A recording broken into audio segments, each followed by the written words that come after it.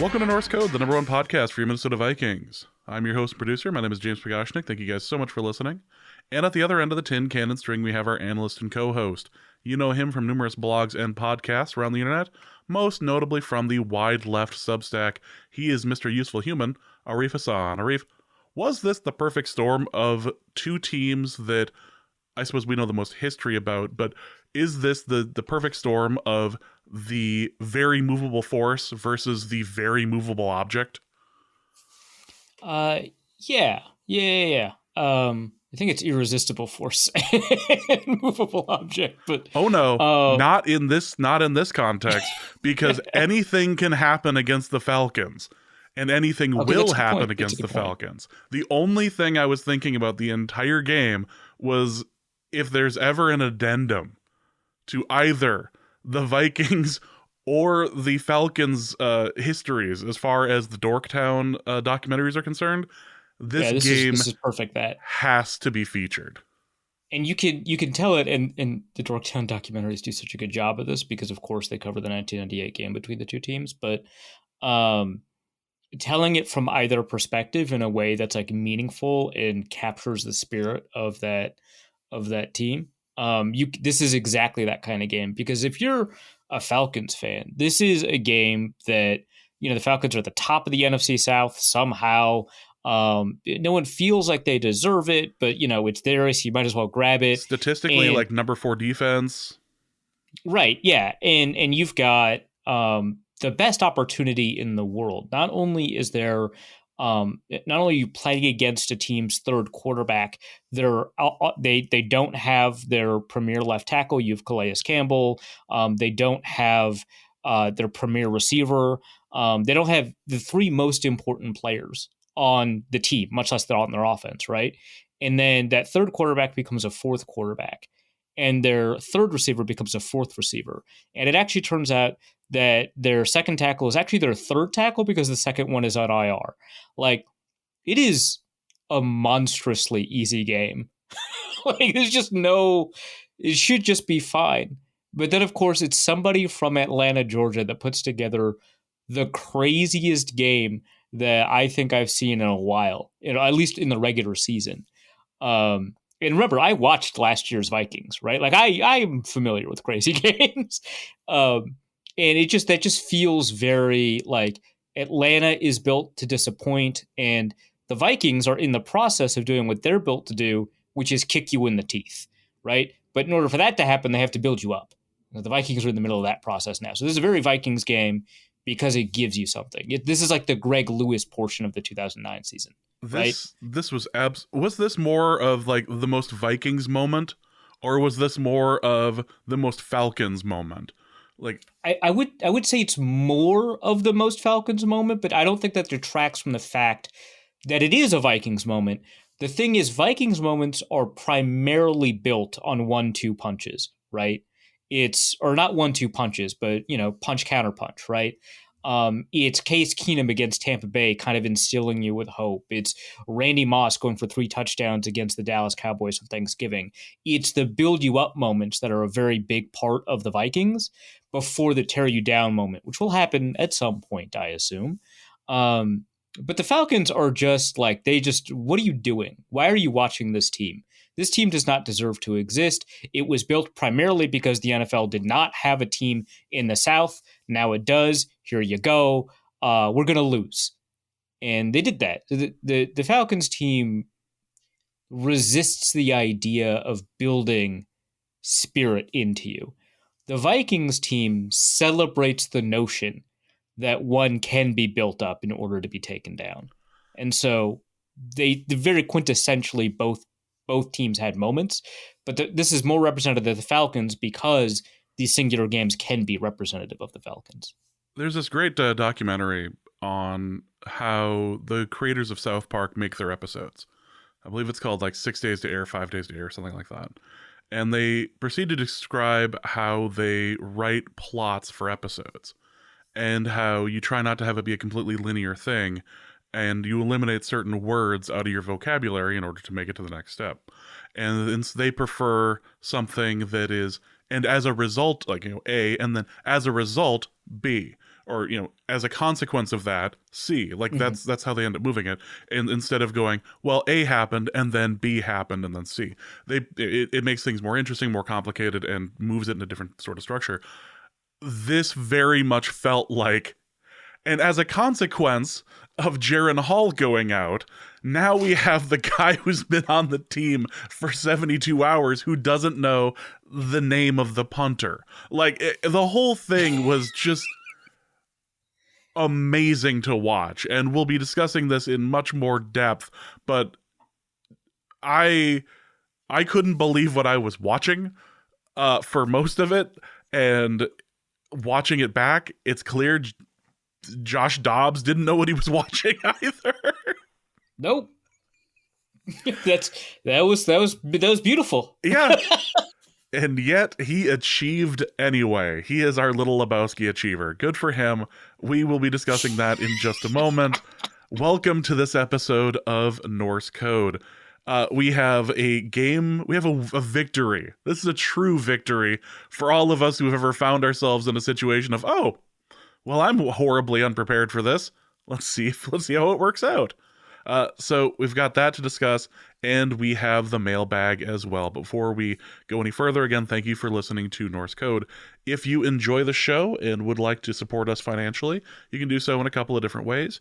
You can go over to patreon.com/Norse Code and donate there. For $3.50 a month, or a little bit less for the year subscription, you can get access to the bonus material. You can get access to the Discord, all of that.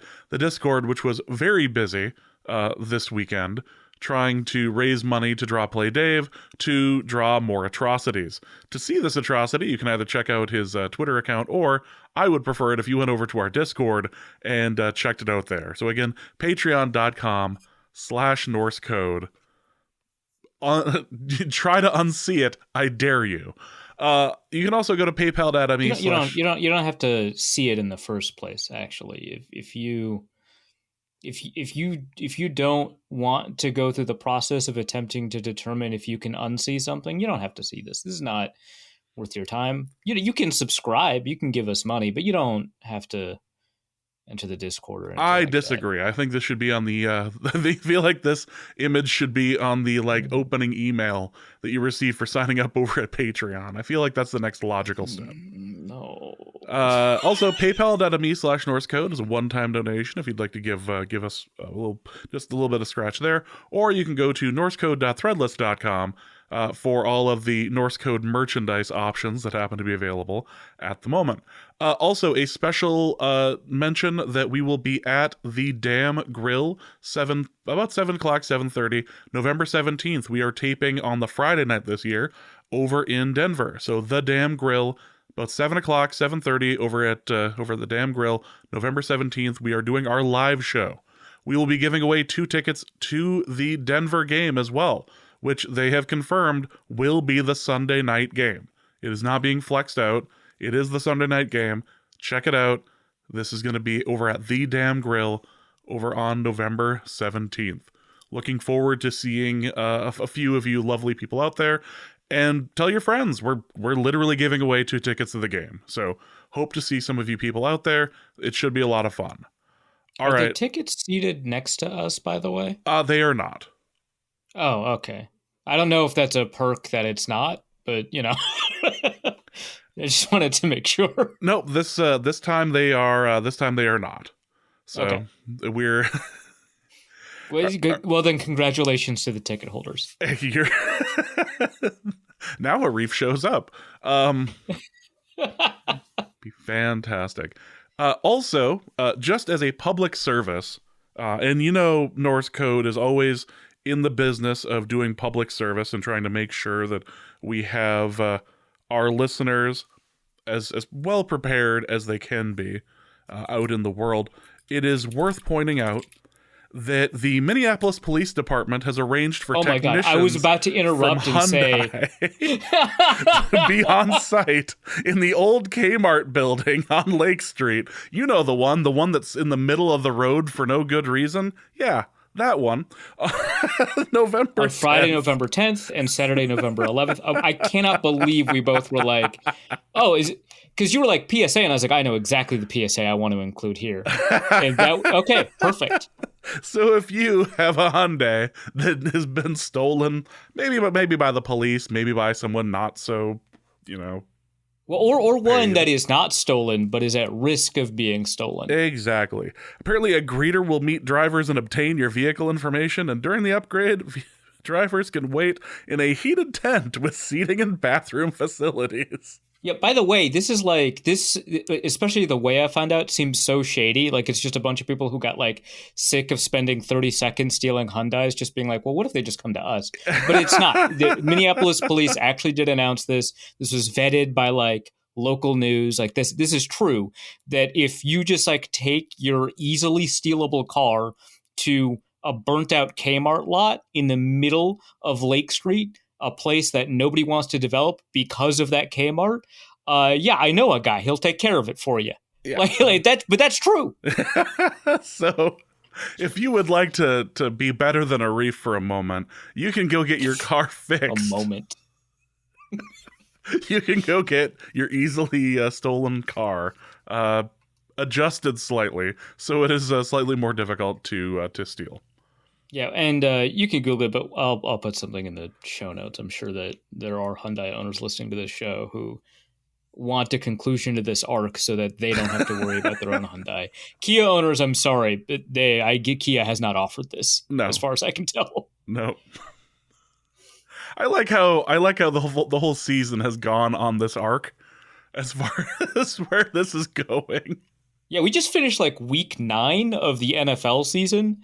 And honestly, the car theft arc started, in August. But this is been quite. This might, hit up against, fantasy playoff time. Yeah, we don't know. Like, there's plenty of options going forward. So let's talk about the game.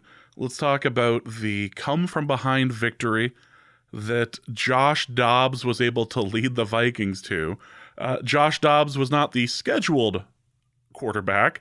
However, he's the quarterback that we got after Jaren Hall got knocked out at the 1-yard line trying to bring in a run. You don't go into a game, etc., etc. Yes, that is exactly it. You don't go to a game with the Jaren Hall you want. You go in with the Josh Dobbs you have, and it turns out Josh Dobbs plus some targets made for some interesting quarterback play. I suppose the first thing that you have to do when looking at this is, and it's been slightly reported, so I'll let you kind of explain it. How did someone who did not know the cadence or did not gone over the cadence with the center before, didn't know the names of most of the players on his team, engineer a fourth quarter comeback against a decent defense? Yeah, like top 5 defense. Well, top 10 by like EPA per play before the game, but like top 5 by a few measures. Yeah, it is like really difficult to really get across how crazy this is. But yeah, like you said, he didn't know the cadence. He didn't know the names of the players. He, like, crucially didn't know the names of the plays. And he hadn't actually thrown a pass to many of the receivers. Now, after the game, reporters did ask, like, have you thrown a pass to Brandon Powell before? Which, by the way, he knows Brandon Powell's name because Brandon Powell went to Florida. And so they have a beef because Josh Dobbs is a Vol.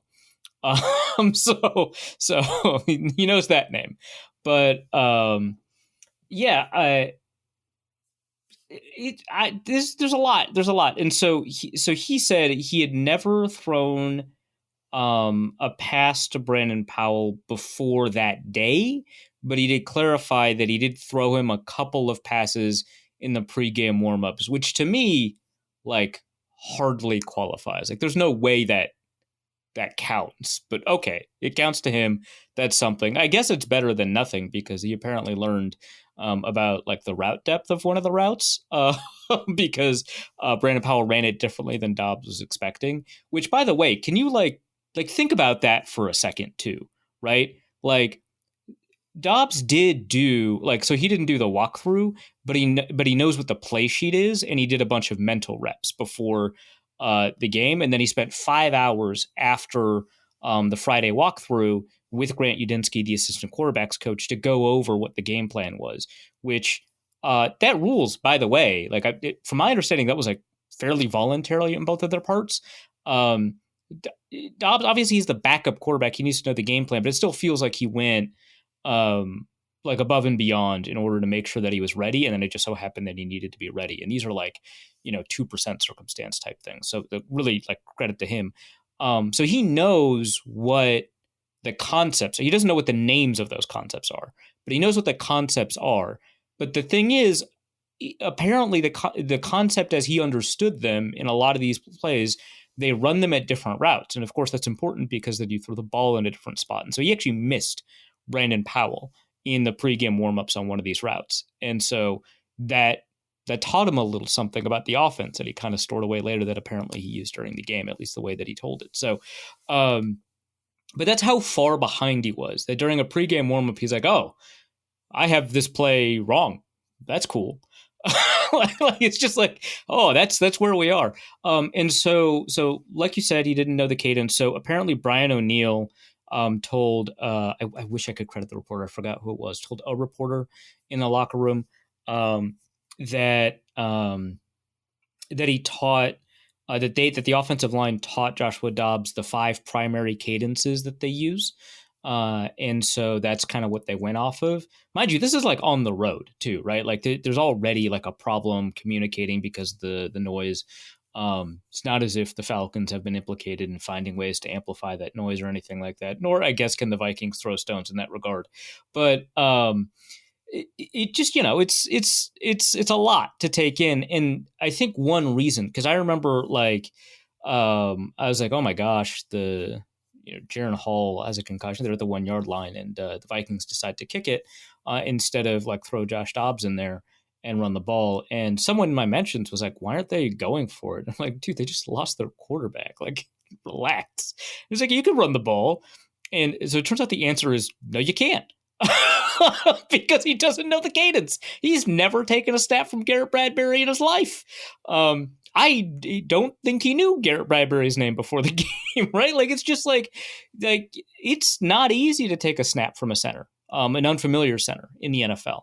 And so that needed to be, repped on the sideline while the defense was on while special teams and the defense were like on the field, right? And so he's learning the cadence. He's learning kind of what that snap mechanics, what that process is like, what that operation is. And then he needs to know, the names of the plays, which he just doesn't. He's not going to learn that on the sideline. So what happens is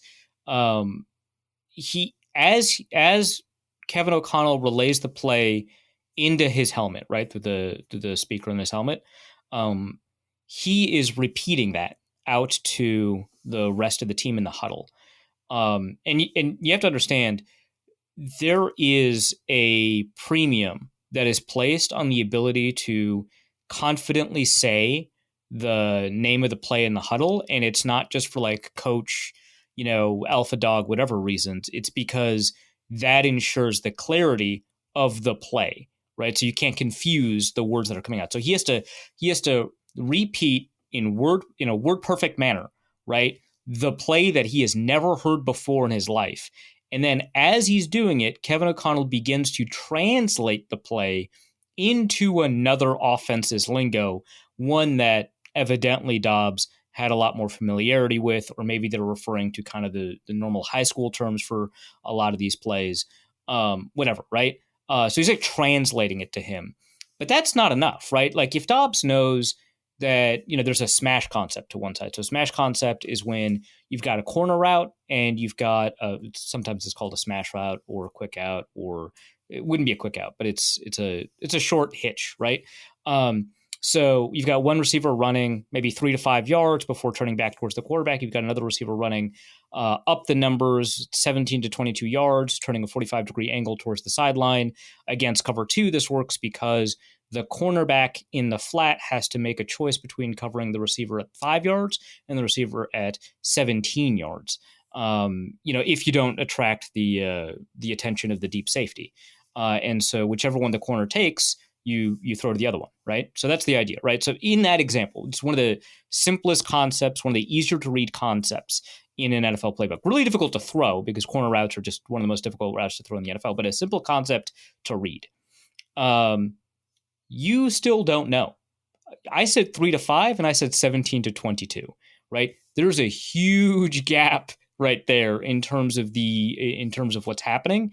Plus, if you call a smash route and the play if Kevin O'Connell is like, hey, I called smash on this side, but the reason that we call it, smush or whatever, I don't know, is because there's an option route so that if it's cover 4, the corner turns into a post, right? Because a corner against cover 4 is a bad play, whether or not you've got the smash underneath it, or whatever, right? So he has to know that, so that has to be explained, right? So Kevin O'Connell is explaining, he's translating the play, and then he's explaining the play. What's happening on the left side, what's happening on the right side, what the route depths are, where his eyes should be looking at the snap, right? Because if you want, well, actually, this ended up happening on the touchdown. But if you want, like, let's say an outbreaking route, you want to keep your eyes on the inside to hold the safety. And so that if the play is designed for that outbreaking route, and so you have to hold that safety with your eyes and then throw it when the timing gives you the capacity to throw that route. By the way, he doesn't know the timing, right? So he might know the play call, but it could be a 3-step or a 5-step, or it could be a 5-step in the play call, but it actually means 5-step in hitch because that first read's not open. So he's got a hitch to get that second read open or whatever, right? So he doesn't know the timing either. Like, this is the kind of stuff that this is why these NFL plays are so long, why they're so precise, why they're so difficult, why there are so few quarterbacks in the NFL that are capable of running an NFL offense. So that all needs to be explained to him. And here's the thing. The mic cuts out at 15 seconds left on the play clock. So that's all. So he has 25 seconds. And the first couple of seconds are relaying the play, and the next couple of seconds are translating the play into something. And so his ability to install and coach that play is, if you're lucky, 20 seconds, right? But more like, 17 seconds to explain all the stuff I just said, right? Like, that's nuts. Which might explain why Dobbs's first 3 drives were disasters. We gotta admit that happened, right? They were just disasters. Well, safety, it was a 2 safety fumbles. and 2 fumbles. Yeah, that's exactly what that was. Yeah, it's just bad. So that's all that, right? But then also, he doesn't know the receivers, and obviously he doesn't literally need to know their name. That's just a proxy for his ability to have chemistry with these guys. But he doesn't know whether or not a receiver likes a ball low in order to protect them against an incoming player, or likes it behind them. If that player is coming from the direction of the route, right? So, he doesn't know that. He doesn't know if a player is flexible enough to have a catch radius that allows you to throw the ball low, because some players just don't have the ability to catch low. Some players don't have the ability to catch high. Some players like it when you throw at eye level, right? And some players don't. If you throw it at eye level, they'll jump. Right. And that's bad for a number of reasons, because resetting your eyes against the ball when you jump makes it less likely that you're going to catch it. And then also you can't protect yourself when you're in the air. And also you limit your yards after the catch if you jump.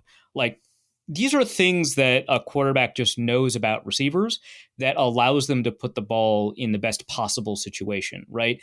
You don't know if that receiver knows how to catch your back shoulder fade, where that's going to be.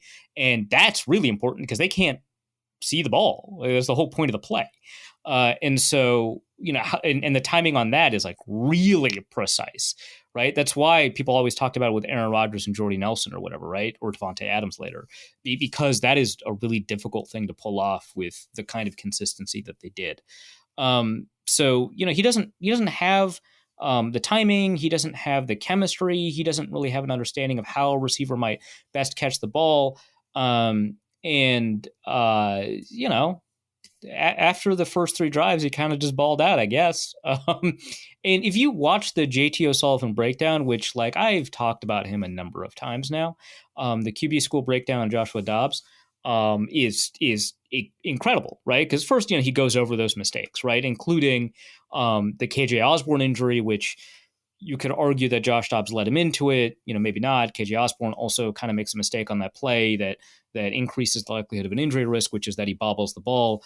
But whatever, right? It's not about blaming. It's really just about kind of finding ways that this inexperience in this offense kind of produces some bad results, safeties, injuries, fumbles, what have you. So he goes over those, of course. And then there's also these really great positive plays where he misses, he just misses. TJ Hawkinson just wide open in the end zone, totally misses him. Well, he ran it for a touchdown. Who cares? Right? Like, the nickel corner blitzes, and he's staring directly at that nickel corner. I believe this is on third down in the red zone. He's staring directly at that nickel corner, and the receiver, which I believe it was Brandon Powell, runs a hot route, right? And a hot route is a route that you run when you notice that your defender assignment has blitzed, and or anybody, right? So technically a tight end on the opposite side of a formation could run a hot route against a linebacker on the other side of the formation. But like it's your oh my God, they're blitzing, this is my option route, right? And you will adjust your route to if you're the hot route. And that's what Brandon Powell does. He's wide open, right? And Dobbs is staring right at him. But he doesn't know the hot routes in the play, because that's not actually like Kevin O'Connell didn't explain that part of the play to him. He only had like 7 seconds, right? So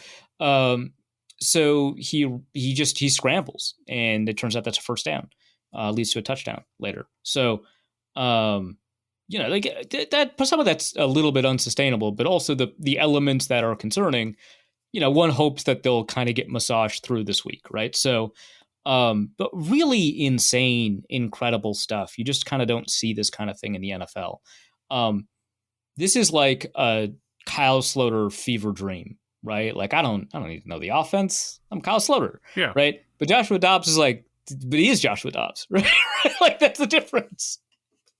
What a crazy situation. And I'd actually watched the video you'd mentioned before the show, and I was sitting there just going and just like being increasingly more amazed at the things that he did hit. Nuts. Yeah, and oh my God, the Tristan Jackson one, which ended up being a drop/contested catch, but like the Tristan Jackson end zone shot on the slant that he could barely see. Oh my God, that's incredible. Yeah, it should have been a touchdown, but whatever. The 2-point conversion, especially, like also to Tristan Jackson. Oh wow, wow. The angle at which that worked was remarkable, and yeah, as the game got on, he got a little bit more comfortable, appeared to be able to pick up a bit more as the game was happening. And the defense, well, let's talk about the offensive line before we go even further into Dobbs. The offensive line played about as good as they could have possibly hoped for, considering they were missing a piece. Yeah, that's maybe the best way to put it, because like, to my eyes, Quessenberry did like super struggle, but like, he's the third string offense. He showed up a couple weeks before Josh Dobbs, right? It wasn't even a couple. Like, I don't know. Like, he was not here for very long. So I that was kind of an issue. But like, goodness, a lot of the areas where Dobbs got in trouble and he had to like scramble out of it, he kind of put himself in trouble a little bit as well, like an unblocked, blitzer. Like that's Dobbs's assignment then, right? But there were situations where you didn't get necessarily what you wanted, but man, like they did it. Right? It was generally like very, like, I don't know from a pass blocking perspective that anyone actually had like a poor game, which is crazy to me, especially because, hey, here's the thing I didn't talk about: protections. Garrett Bradbury handles the protections, except when he doesn't, right? And that's the problem. So Kirk Cousins handles the protections, when he's the quarterback. When he's not the quarterback, Garrett Bradbury handles the protections unless he can't. And by he can't, I mean when there's a blitzer that's outside of his range of vision, right? Because the quarterback has the ability to see basically the whole field. And so if there's a creeping blitzer coming off the edge, Dobbs has to do it, and he doesn't know the protection calls. And so he has to use the most basic protection calls that there are, right? He has to say stuff like scat left or whatever. I don't know what actual protection calls he used, like, 5-0, right? He has to say the protection calls. And that tells the defense has played football since high school too, right? Like they know. And so that's like the kind of handicap that he's dealing with. And so the offensive line is it's going to be a step behind. And they, from a pass protection standpoint, did a very good job. Now, run blockers, nope, they were not doing the run blocking. I don't want to blame Alexander Mattison every time that there's not a good Alexander Mattison run, because I don't think that there was a ton of space there. But the primary thing is to make sure that you don't have to go to your emergency quarterback. And the offensive line basically did that. I think that a lot of the trouble that Dobbs was in was Dobbs kind of introducing that, and not even like in an I blame Dobbs way, but that's what happens when you have 4 days with an offense and don't get to take any reps, because the starter is a rookie and you got to focus all your time on that guy. Sorry, we brought you in because you're a rocket scientist, and so hopefully you'll figure it out. And good bet. It does bring up the question about so like Sean Mannion's been here for a while. He's on the practice squad. You could have, it's just the backup, so you could have just, that's interesting, but hard to question it at this point. Yeah, Josh Dobbs came in and was able to, and let's be clear, Jaren Hall was not doing poorly. I thought he was fine. He was doing fairly well. In fact, was leading a near touchdown drive to the 1 yard line before he was knocked out. Yeah, I mean, I will say he did put the ball in some dangerous positions at times, so I don't want to say he was like great, but he was fine. Then he got knocked out. Yeah, he was basically doing his version of what Heineke was doing for the Falcons. Okay, yeah, actually, yeah. Tossing a couple of balls that if he was gonna keep throwing like that, something was gonna get returned, and eventually for Heineke it did. Mm-hmm. So let's continue on the Josh Dobbs for just a little bit longer. We do have a whole bunch of Dobbs questions over in the mailbag, but before we get to that, I just want to mention just how he provided a different thing to this offense in just the ability to be mobile. Kirk Cousins is a statue quarterback, and when he does run or when he does scramble, it's usually just for a couple of yards, just to get outside of some major trouble. Maybe he runs to the end zone, whatever. He never slides, but he's always he's moving in he's almost like he's moving in slow motion. Josh Dobbs, however, led the team in rushing. And not because he was looking to. It's just how it ended up working out. Yeah, I think he had 2 designed runs and they went for 0 total yards or something like that. And then the scrambles were 67 yards or something crazy. Yeah, and so I was like, this guy feels like he moves a lot faster than I remember watching the Arizona stuff. And the reason for that is when you are trying to find out the answer to a question, how fast is this guy? You are mostly looking at, when they run in the straight line from beginning to end, how fast is this guy, right? The other players in the field, what is their speed when you kind of put them in the same situation? And, he is reasonably quick, right? From that perspective, certainly much more than Cousins, right? Maybe more than Jaren Hall. I don't know, but he's not Kyler Murray fast or Lamar Jackson fast or Justin Fields fast or even Sam Howell and Daniel Jones fast, right? That's not what he is. Yeah, nobody's as fast as Vanilla Vic. Let's just be honest. He can't be as fast as Vanilla Vic. But he is quick. That's the thing, is that his feet just do what he wants them to do, right? I don't know how else to put it. And while we were talking about his athleticism, I was kind of curious about this, so I went to the Draft Scout page for him, and it turns out he ran a 3-cone drill of 6.75 seconds, which is crazy. That is that is like elite agility for a slot receiver, right? That's like a Danny Amendola wet dream type 3-cone drill. Like, oh my gosh, that is crazy quick. And I think that's what it is that his movement capability is so composed, and it's kind of like a reverse Kellen Mond. Kellen Mond is only fast in a straight line, and like that is the last part of the process for a quarterback when they're moving.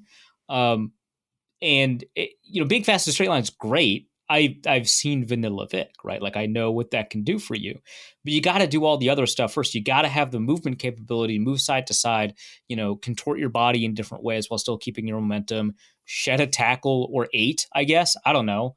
I think he had like 7 forced missed tackles or something crazy in this game. And obviously strength is a huge component to that. Like, props to him for that. A lot of core strength. But also like quickness is a big part of that because it is like an element that provides you with like balance and stuff like that. So I think that's it, is that he's a really quick mover, which gives him that kind of acceleration. And he gets into the open and you're good. Right. And so that's kind of like the athleticism that we saw, and that mobility is like really nice. And maybe you're not going to get like a ton of yards off of, read options or anything like that, like, because that's a straight line play if everything is going well for you. But you're going to get like, on a good read option, you can get 11, 15. You may not get 40, but you'll get a good amount. And on a scramble, who knows, right? It obviously depends on the position of the defense, but like there's a lot available to you. And so that was really cool to see because, it's been a while since a Vikings quarterback has been able to like move, and I'm not counting Joe Webb. So it's been a while. It's even like going back to like T-Jack and players before, like it's like maybe Ponder, but like at that point, the offense wasn't built for us to think of Ponder as a mobile quarterback, if that makes sense. But like that's kind of where we are. It's like, yeah, T-Jack moved around pretty well. Ponder was like pretty fast, mostly surprisingly strong on the move. But pretty like, but like we're just like, yeah, Teddy can't do it, Kirk can't do it, Case feels like he can do it, but he definitely can't. Like that's like where we were at. Well, that particular year, there the list of things Case I was about to say cook us.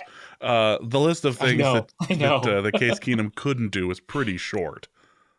Yeah. But like, one of them was like, wow, he can move around in that pocket real nice. And then as soon as he crosses the line of scrimmage, it's like, yeah, okay. That's enough of that. All of a sudden, oh yes, that's right. I'm Case Keenum. Oh, yeah, right, yeah. Oh boy, I have made a mistake. It's like the coyote looking down. Yeah, that. So, but yeah, so it's been a while since I've seen someone in a Vikings uniform just kind of like move dynamically at quarterback. He's not going to beat the Joe Webb Tuesday night performance or anything. But other than that, that was nuts. That was really exciting. Yeah, Josh Dobbs went out and played hard, never gave up, even when a fumble was punched out of his hands, when the ball was punched out of his hands, and it literally just went right in front of the defender, like 2 feet from him. Like it could not. I'm kind of surprised they didn't call that a pick, but yeah, that was my thought too. Was just like, he clearly tried to throw that. No, yeah, I mean that is like an insane amount of resilience, right? Because and it's not. Yeah. So like a bunch of fans at that point, the second fumble, which had come after not just the first fumble, but a safety, which, is a turnover, right? That's what a safety is. It's 2 points plus they get the ball. A lot of fans, I think, gave up, and I am just not going to blame them. Like, yeah, man, you've seen this before. Somehow the Falcons only have 11 points, but I get it. Right? Like I get it. But like that's the kind of the job of a fan is not to, well, it's not like a job of a fan, but like you can't expect them to have the resiliency of an NFL starting quarterback. Like that's asking a lot. But man, Dobbs showed like a lot more than I would have expected almost anybody to, right? Like I know that Cousins has that in him, right? We saw it against Buffalo. We saw it against Indianapolis. He doesn't always execute, right? But it's not for a lack of resiliency or anything like that. But it just feels like there's a lot of quarterbacks that you're just not going to see that. Like, that game was like lost. Like, it was like done. Like, the Colts game wasn't done, even though the point differential was nuts, right? Like 35 or whatever. Because like the Colts just kept on scoring in like stupid, cheap ways, right? You're just like, yeah, but we're like, the Vikings are a better team. They'll figure it out. Maybe not a 35-point figured out, which, yes, actually. But like, they'll figure it out. I don't know. But this was just like, oh, the Vikings just can't get out of their own way. And there's this quarterback that, God bless him. But, there's just nothing happening. And, it was really cool to see. I don't often talk about like kind of intangibles when on the podcast when we talk about, players, just because it's like really difficult to have a good understanding of what they are, how they get demonstrated, what the impact of them was. I'm not saying they don't matter, but it's just really difficult for us to be definitive about it, right? Like, one player's cockiness could be another player's confidence, right? Body language on the sideline might read as passionate to somebody, might read as a diva to and somebody else. I don't know, right? So I don't like to talk about it in ways, especially when I can't verify it and teams are kind of engineered to say positive things about their teammates, intangibles. And it's really more notable when they don't. So I don't talk about it a lot. This clearly stood out as like, good God, man, that's incredible. Like, I would have pulled Avonte Davis at that point, right? I would have quit at halftime. I've been like, nope, we're done. Yeah, we're done here. And one of the reasons, this is my like 6th team. This is my 7th year. I've got a job at NASA lined up and several $1 million. Yep. I'm good. Yep, we're good here. And the reason why they were able to stay in it is because the defense, A, did so well, and because, well, A, the defense did so well, and B, the offense for the Falcons is baffling. I don't think... I was reading the tweets from the Falcoholic accounts, and boy, I thought... Are you okay? I thought the Vikings were staring into the void. Oh, no. No. The Falcons coach shaved his mustache after this loss. Like, I don't know what's going on in Atlanta. The opposite of a rally beard? Like, what's going on? What is that? Things are going down. And you have Taylor Heineke as your quarterback, who he'd been threatening to throw a pick all game, and it finally caught up to him at about the worst possible moment to make a big point swing. And the defense was all over him. Yeah. It was kind of crazy. So the first, let me take a look at the possession chart. So like the first, I want to say 4. Yeah, the first 4 scores, which were, by the way, only field goals for the first 4 scores, which when I say the first 4 scores, that sounds bad. Stick with me. Because there are others. But those first 4 scores constituted 62 yards. Not on average, total. 62 yards of offense on 4 scores. This was a catastrophic failure field position, and the defense was magnanimous in dealing with this, right? So 2 of the drives were for negative yards. Like, that's like they scored on 2 drives of negative yardage, right? Like, that's what the field position was. This game is not possible without the defense pulling in a Herculean effort on this kind of level. Now, later in the game, the defense is in kind of this weird spot where they give up 2 70-plus yard drives, but they also secure 2 turnovers, right? And a turnover is worth about like 40, 45 yards of field position. And so you can say that, hey, on 2 of the scoring drives, it was like 40 yards, and 2 of the other drives were basically punts, right? Like, I mean, you could kind of, I don't know.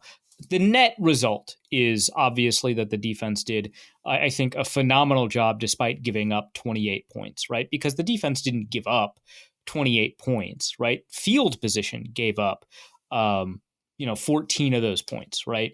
And the defense made sure it was only 14 points in that scenario. So great job from a scoring perspective in the first half. Phenomenal job from a turnover perspective in the second half.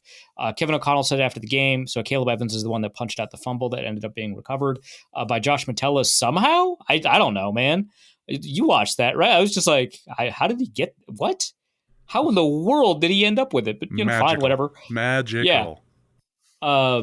But yeah, like Kevin O'Connell said after the game that like the biggest issue with Caleb Evans coming in, or maybe not the biggest, but he said one of the biggest issues was his tackling, and he needed to work on it. And O'Connell considered this to be, a great tackling game for Evans, but also in particular, getting that punch out to force that turnover. So, Byron Murphy's pick, fantastic.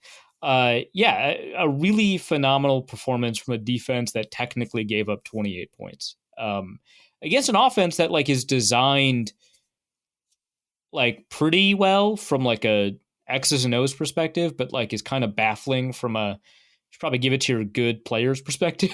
Like it's weird. It's weird. They've got extremely talented players.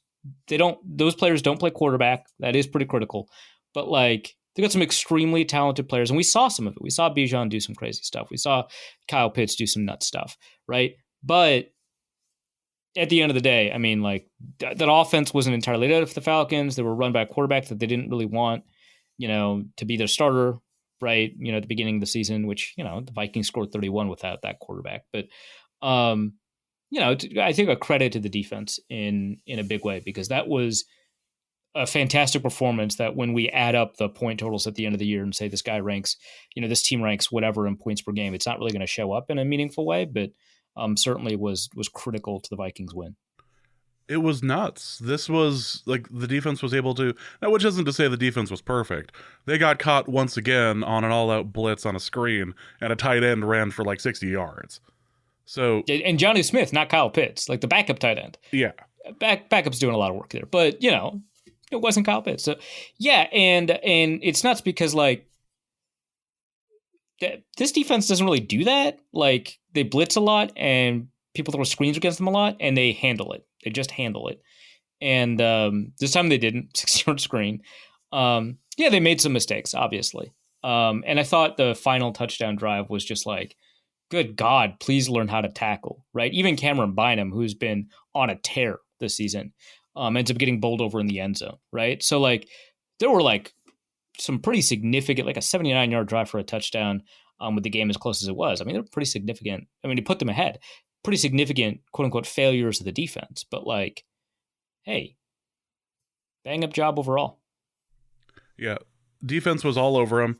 And it's not like the defense spent their entire time like, this wasn't some 90-10 blitz ratio either. Like, they were letting him kind of sit back for a little bit. Yeah, well, I mean, for the Vikings. Well, yeah, like for the Vikings. We have to clarify that. Yeah, because the Vikings had the second lowest blitz rate of their season, I believe. I didn't double check that. You're just going to have to trust me. I'm the podcaster.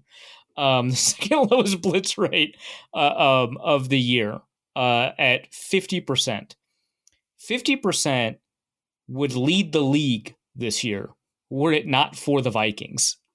So, like, that's pretty significant. So it felt from a Vikings perspective, and also it just so happens that when the Vikings don't blitz, they also don't necessarily send 4. They very often send 3. Charles and I talked about it on the episode previewing this, but like they very rarely send 4. Very often it's 3 or 6. And so they had like 8 in coverage a lot. But like, yeah, they did their 8 in coverage shtick a little bit more than you'd expect. They blitzed a little bit less than you expected.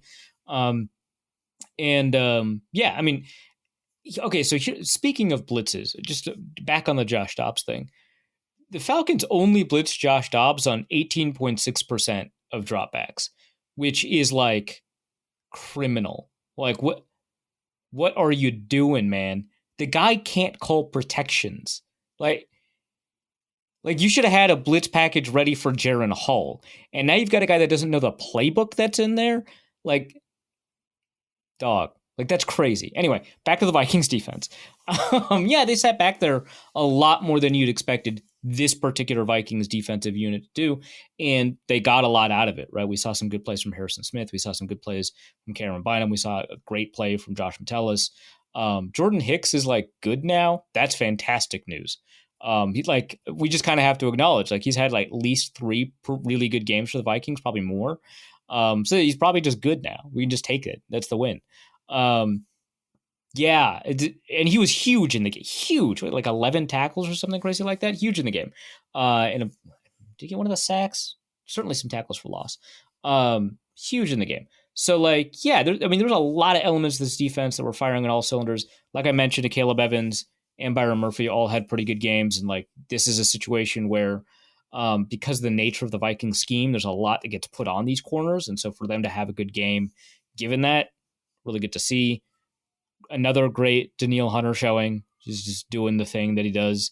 And like it's weird because like Hunter continues to be in this spot where his pressures are late. He didn't get a sack in this game, I don't think. And his hits are a little bit late, so he doesn't like Jordan Hicks got the one official sack for the game. There it is. Okay, yeah, it was Jordan Hicks. Okay, it's like, yeah, he's not getting the PFF grade, and that's like fair, right? Like I don't think PFF is wrong, because like it's taking him longer. He's relying on kind of everything around him, but like it's very clear that he's a really impactful and a very good player for the Vikings this year, and we saw that again in this game. I think it's not a lot of times that you see an edge defender, be among your tackle leaders. Caleb Evans at 7, right? He was 3rd in tackles, and that's usually bad, but good job, dude. like that's, you're in a good spot. Great game. One for the books. This is, if you were looking to, what's funny to me about this is that this is the sort of thing that happens to the Vikings, not by the Vikings. And we commented about that a couple times last year, and we apparently still had a little bit of the 2022 magic left in us in order to make whatever it was that happened on Sunday happen. This was one you're going to remember. That's the thing about the Vikings. It was not believable that Kirk Cousins could be this clutch for this long last year. Now he's established it. So that's no longer the thing that's going to trick you. And that's got to be a new thing. We got to find new magic. This is really like, we're running out of ideas. This is the Case Keenum zone. This is Case Keenum against Tampa Bay. Watch out. Yeah, this is as much to me as it is to people listening. In a couple of weeks, if Dobbs keeps this up, I'm going to be 100% on board. I am a sucker for charismatic quarterbacks like that. You see his presser? My God. I'm going to be in, right? Like, I know what my cognitive biases are. I will attempt to combat them, but not that hard. So that's just where we're at. I love that his comment when he was in Arizona starting this year was, I was a little disappointed I couldn't get my own jersey at the team store. Meanwhile, immediately in Egan and everywhere else, they're just printing Dobbs jerseys now. I was great. Like they had a picture of it in it. It wasn't like a picture of it, a screenshot on the webpage. It was a picture of it in the team store. Like they had to have been like, this is a great meme. We got to do it as soon as. Like they didn't even know that he was gonna play. They're like, we got to print these because Arizona didn't, and that's funny. So if we have it, that's great. And then it turns out, yeah, we're gonna need these. We're definitely gonna need these.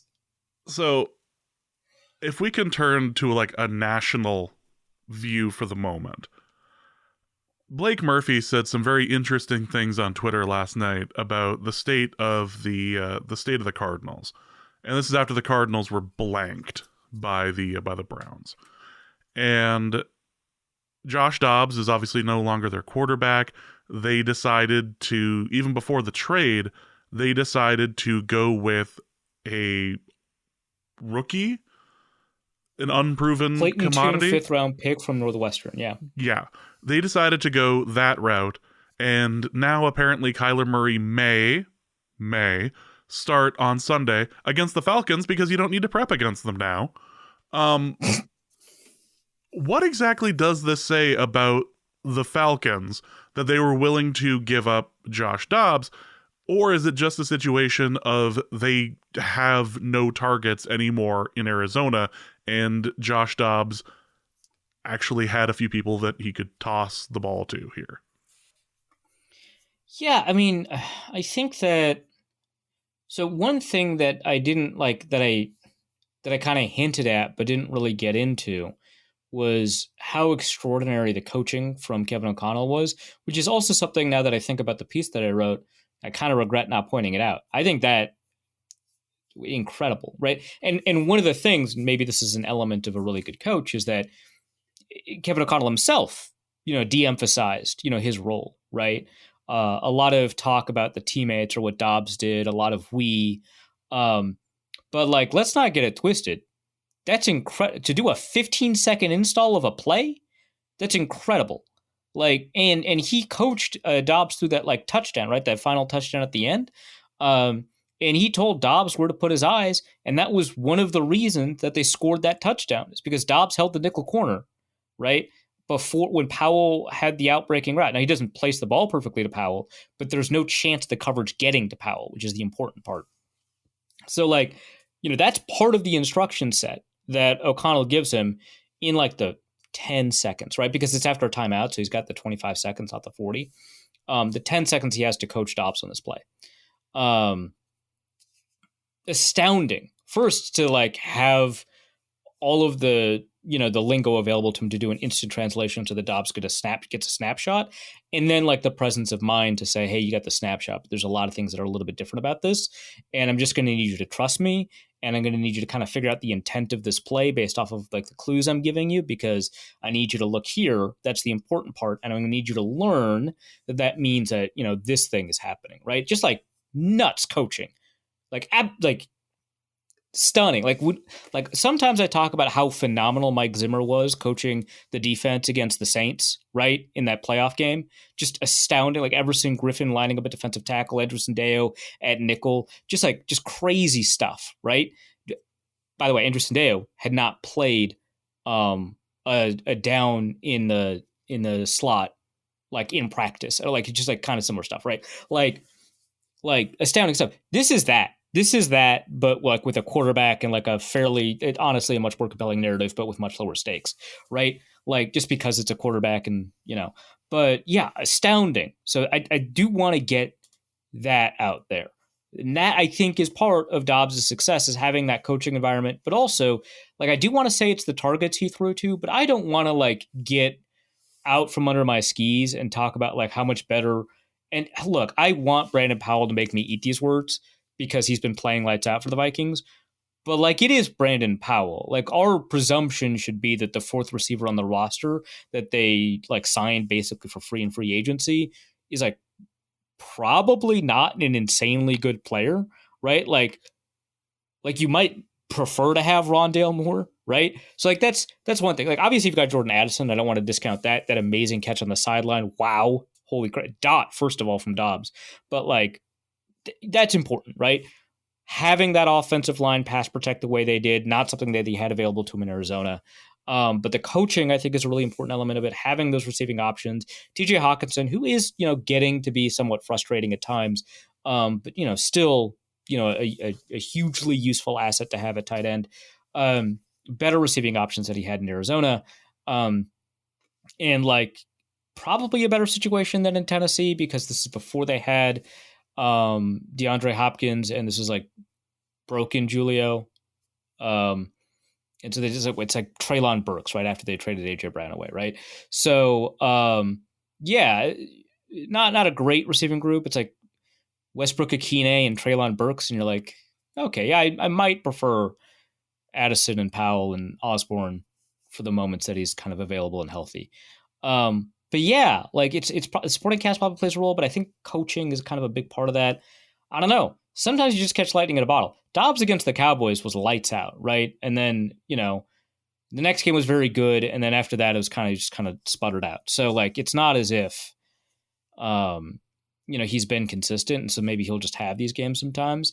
The fact that it might occur without him knowing the plays, it's kind of like a new wrinkle in that. But like, yeah, I don't know, man. I think that probably is important. Seems to me, and we had joked earlier this year about the Cardinals, how it was clear that they were definitely aiming for one of the top couple of picks, and this might have interfered. He may have interfered with that plan a bit. It's very possible. Although I love the idea of Kyler Murray coming back against the Falcons. A couple days after Modern Warfare comes out, Call of Duty, Really? That's where you're at?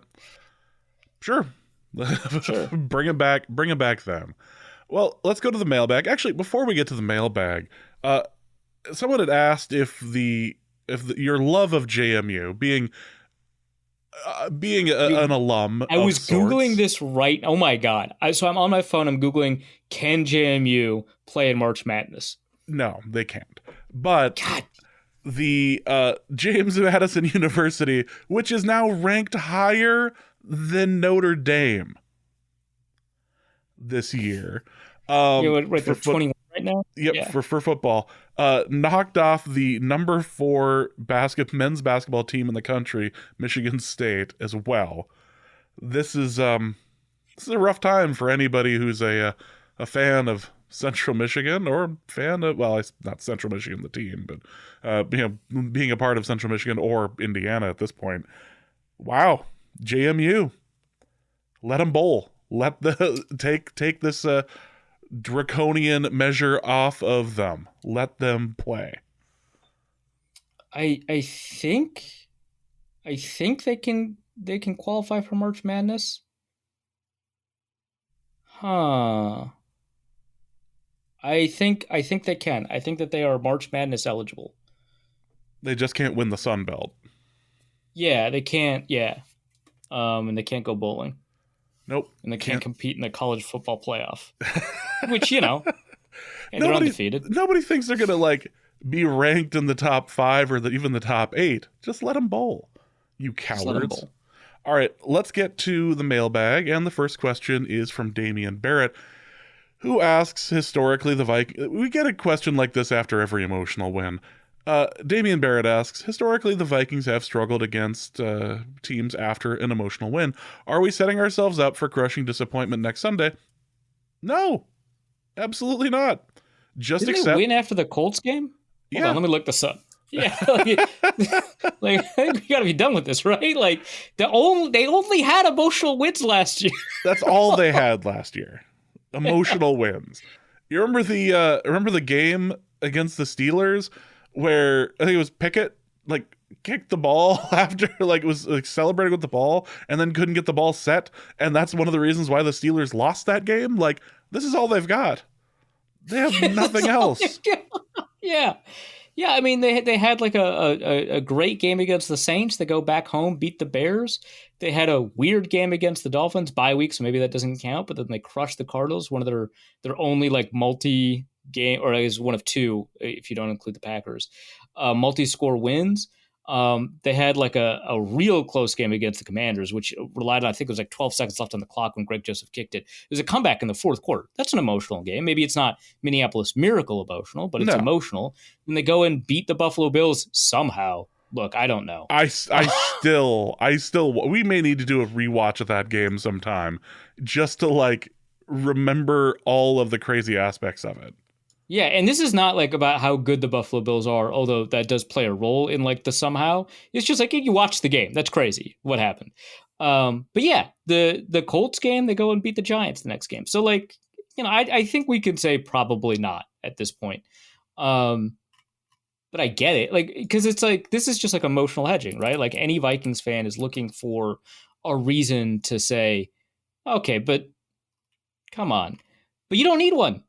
This guy, they traded for this guy for a 6th round pick. This is his 7th year in the NFL. This is his 6th team or something. You don't need to emotionally hedge yourself. It's just look, if the Vikings play poorly next week against the Saints, it's because Josh Dobbs is Josh. That's just, you don't need all of this extra stuff.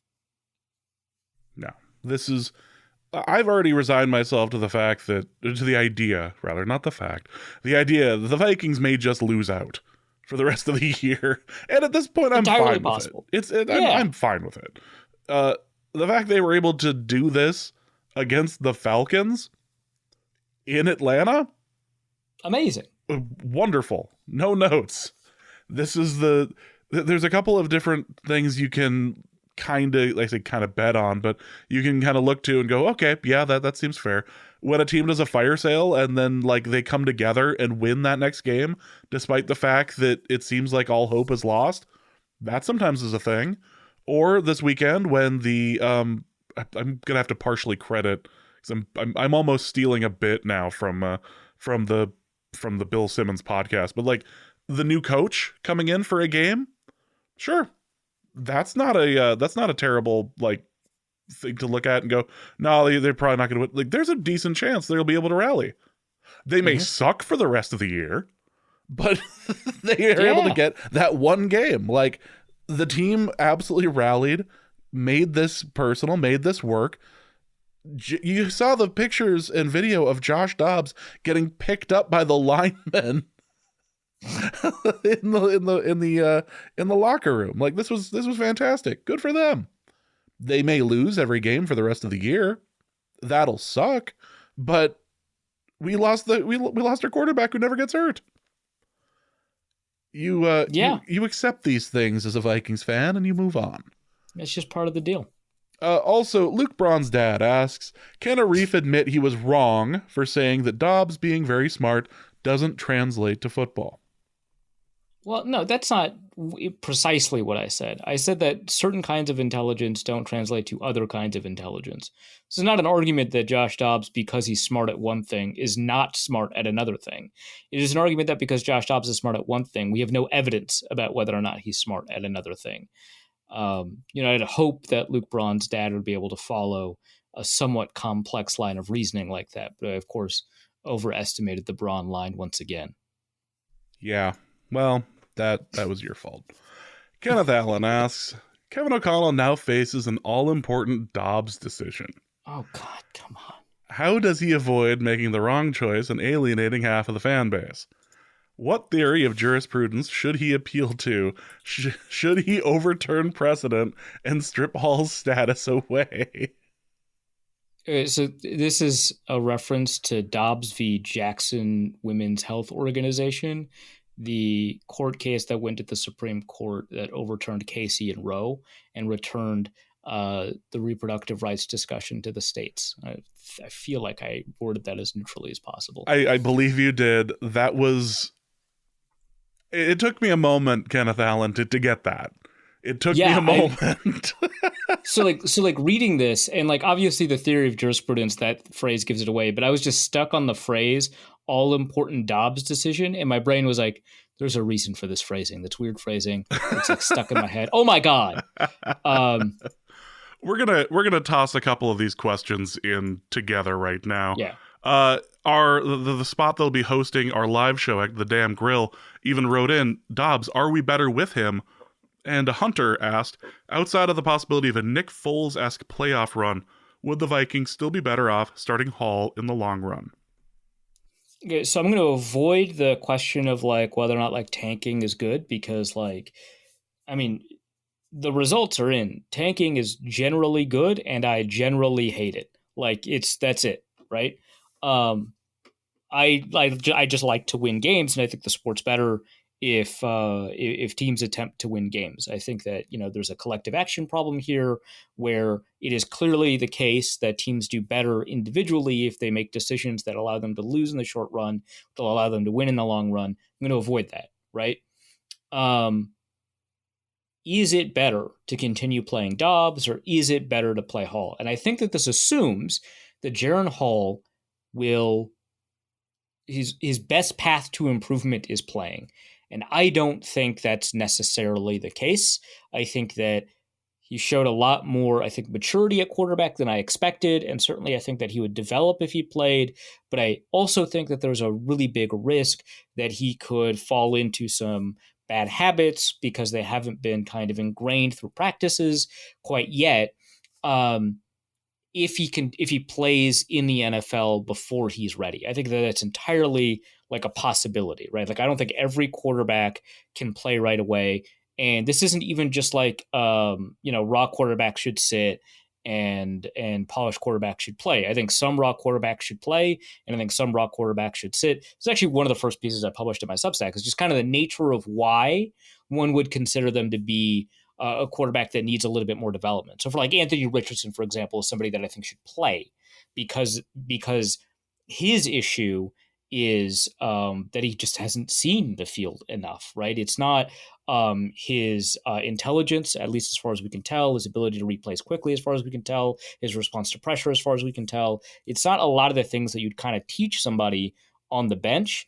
It's stuff that can only come with experience, at least from my understanding of the way this all kind of works out. Jaren Hall, to me, is not like that. He does have a lot of experience relative to somebody like Anthony Richardson, but he just needs to break some bad habits, and the game needs to slow down for him. And I don't know that playing is necessarily the way to do it. It could be, right? But I think that likely Jaren Hall is actually better off sitting the year, except in a circumstance where the Vikings kind of just need a quarterback to play. And in this case, then you have to ask the question, is Dobbs better or is Hall better? And frankly, from a whole game perspective, right, like Hall's 11 snaps, 8 action plays, if you want to combine, passes and runs, those were better than Dobbs's like whole net total, right? Like EPA per play or whatever. The fumbles and the safety are just like so catastrophic in terms of your efficiency as a quarterback and as an offense. But obviously that comes with the caveat that Dobbs just didn't know the offense. We covered that. I think you remember that part.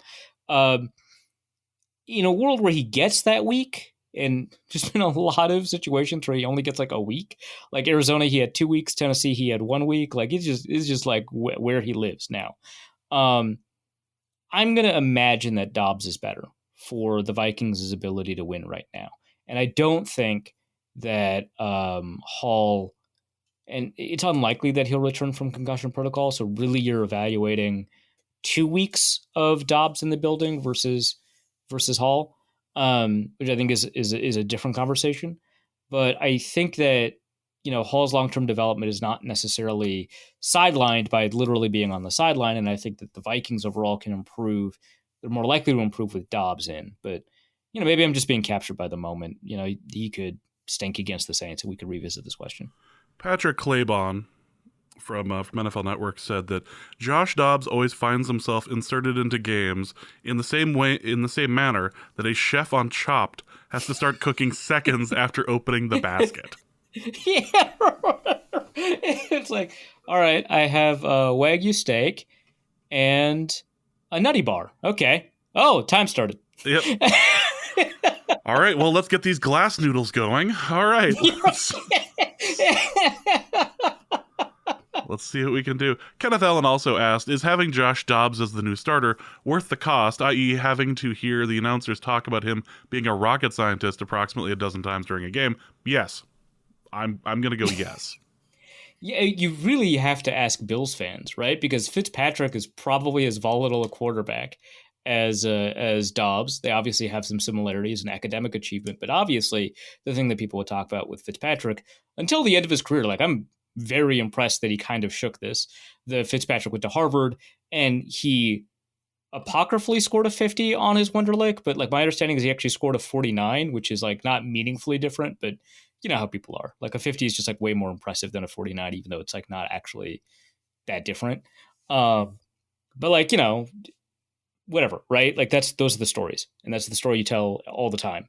But then he started wearing sunglasses. He jacked Deshaun Jackson. Wear? It was Deshaun Jackson stuff. Okay. Yeah, he jacked Deshaun Jackson's outfit and showed up to that was it. That was it. Yeah, which good move, dude. But it took a lot for him to, and also he had to throw a bunch of touchdowns and picks. He had to everyone had to be like, oh, that's who he is. He's not the Harvard guy. He's the chuck it guy. Yeah. Got it. It's going to be a while for Dobbs to do that because Fitzpatrick started a bunch of games, but that's who you have to ask the question to. Hey, Fitzpatrick is a very exciting quarterback and he's better than most quarterbacks that you've got available to you right now. Is it worth all the Harvard references? I think for most Bills fans at the end of the day, it was, right? I think they got frustrated by the fact that he turned out to not actually be good in the final analysis. He was really lucky right before his contract extension. And that was annoying. But in total, my feelings that Bills fans came away with a very, very positive impression of Fitzpatrick. And I remember specifically the home game that they had for the playoffs. He was there shirtless in the stands, and the fans were loving it. Yeah. Dude he's about was that. was all about that. Zach Dixon asks, so much of the passing game production over the last few years has come from on-schedule precise timing throws. Who stands to gain or lose the most if we're heading to a buy-your-time scrambling QB style offense? Does this take away from what makes players like Jefferson great? Zach, not that Zach Wilson, Dixon. I think this is a really good question. There are some receivers that do really, really well in sandbox style play. We were just talking about the Bills, and I'm trying to remember the Stevie Johnson, ideal sandbox player, right? He's always going to be, his timing is garbage. He's always going to be trying to innovate in the middle of a route, but he's going to find a way open, right? Probably like a Hunter Renfrow is on the other side of it, very precise, timing oriented quarterback. Or a receiver, Puka Nacua and Cooper Kupp, on the same side of the country, right, playing for the same offense, seem like that. I don't know that they're as reliant on precision timing, but that's the offense that they seem to be really, really well suited for. Plus, both of their scouting reports from Dane Brugler ended up indicating that was probably something that you wanted out of them. But then you've got, receivers that are kind of in the middle. Like, I would argue that Adam Thielen for a while was kind of in the middle. He was a very, hey, I kind of see this, so I'm just gonna hope Cousins also sees this, and I'm just gonna kind of adjust the route this way. I'm gonna end up in the same spot, but we're flying a different route on that path. So like, there was a level of precision to his play when it needed to be there. He could play with really excellent timing, but he would freelance really well. There's no way that Diggs and Thielen play with Keenum the way they do without remarkable freelancing abilities. And to me, Jefferson is very good in a timing offense, but his instinct for space, his body control and tracking capability make him really great for a scrambling offense as well. I don't think that this is a situation where you've got a guy who has a strength, and in moving away from that strength, you've now taken away something, right? He just happens to have a lot of strengths, and they work in a lot of different types of offenses. So I think that this is a really good question. I think that you're in a good spot here. I don't think it's like a Devonta Smith type. I think it's like, if we're going to stick with the Eagles, more of an A.J. Brown type, honestly. But although he is a precise route runner, just a guy that I think has a really good capacity to do all of the things that any offense is going to ask him to do. And I don't know that you'd have any particular concern about that. Next question is going to be from Wes, who asks, a win is nice and all, but after that safety, were you also rooting for a scoregami? I was a little upset the score ended up being so normal for this very abnormal game.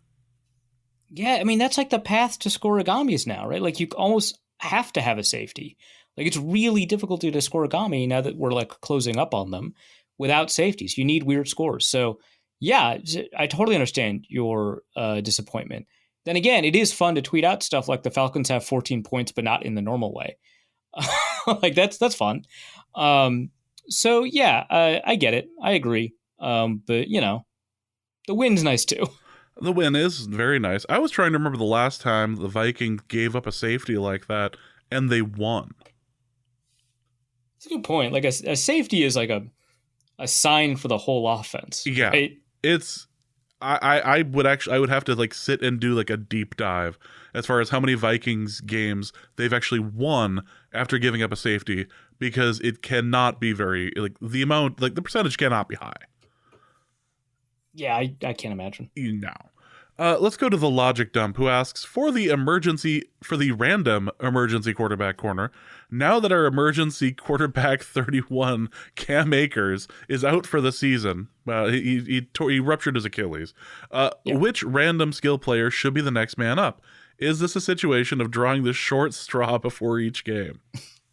So the two suggestions that I saw, and as far as I'm the only one, I shouldn't say the only, I was the first one that I saw suggest Jordan Addison, because he played quarterback in high school. A bunch of other people suggested Ryan Wright. And now those are the two suggestions I kind of generally see. a lot of players played quarterback in high school because in high school they were the best player and you give the best player the ball.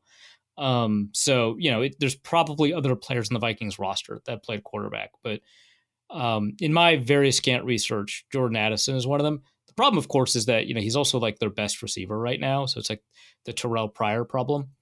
What if we just put Ryan Wright? What about Alexander Mattison? He's not doing anything in the run game. Yeah, he didn't play quarterback in high school. At this point, doesn't matter. He's probably going to be more efficient as a passer than he would be as a runner right now. That's on the table. We must consider it. I have seen, though, position players who have not thrown the ball throw the ball, and boy, it's not wonderful. CJ Ham's going to end up taking snaps under center at some point. Why not, man? I also looked to see if he was a quarterback in high school, and unfortunately, he was not. But that would have been nice. That would have solidified his captainship in my view. 100%. But yeah, like previous emergency quarterbacks for the Vikings include Cordero Patterson, who pretty obvious why he played quarterback in high school, and Adam Thielen, who I don't think played quarterback in high school, but it's got a great arm. We saw him in the Pro Bowl passing competition. Yeah, he'll figure it out. It's kind of where you're at. So apparently better at it than Jerick McKinnon, who did play quarterback in college, technically. It's gonna be like Nick Muse ends up getting called up for quarterback. Honestly, I could see that. I looked at Hawkinson, and then I was like, I'm done investigating these tight ends. I'm sure one of them did, but I've got a name. Johnny Munt. That actually would be all. I'm going to do that right. That's the only one you suggested that I'm willing to look up. It feels true, right? Okay, so his Wikipedia page doesn't even include his high school. It goes right to professional career. It's like John Christian Munt is an American football tight end for the Minnesota Vikings of the National Football League. He played college football at Oregon. And that's it. Did they have at least the? How did he play out of Oregon? He the guy just screams playing out of Jersey. Come on, he's got a. It's not Villanova. What's the? Yeah. He's out there. It's fine. He used to play for Rutgers. He's a transfer from Rutgers over there. I'm confident of it. Yeah, he's blocking here. That's what's going on. He's blocking here. That'd be fantastic. Well, while you look that up, the pessimistic Minnesota sports fan asks, for James's names corner, always a dangerous place, the Vikings' primary skill position players now consist of J. Dobbs, J. Hall, JJ, KJ Osborne, J. Addison, CJ Ham, TJ Hawkinson, spelled incorrectly, J. Oliver, and J. Munt. Will the Vikings have the most in-sync passing offense in the league for the rest of the season? Also, does this explain why the running back room, A. Madison, C. Akers, T. Chandler, D. McBride, and Ki Wong Wu is so terrible?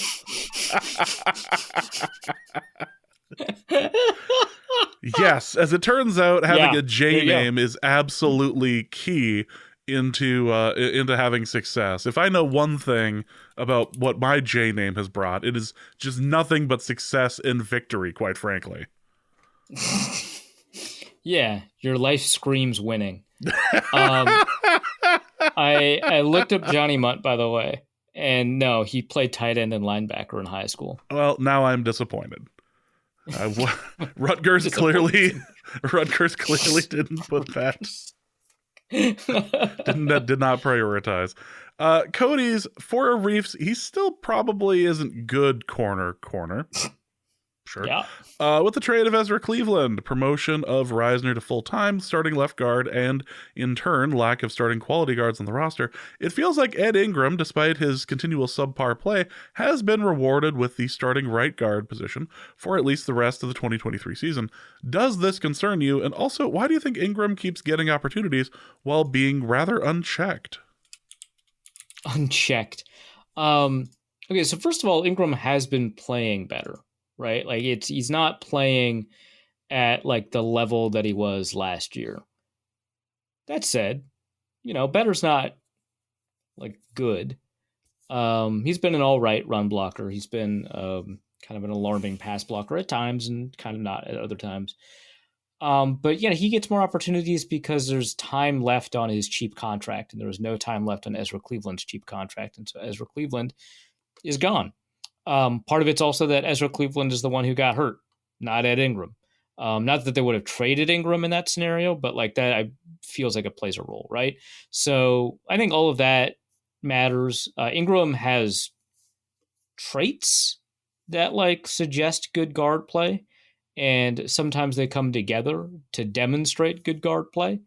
But yeah, it's not there yet. But he's younger, so they're probably going to give him a little bit more time. I thought they were probably kind of hasty with Ezra Cleveland. I don't think they got a bad price for him, given that he's in a contract year as a trade. And when that happened, I'd imagine that that was his name, Chris Dean or something like that. Chris Reed, sorry.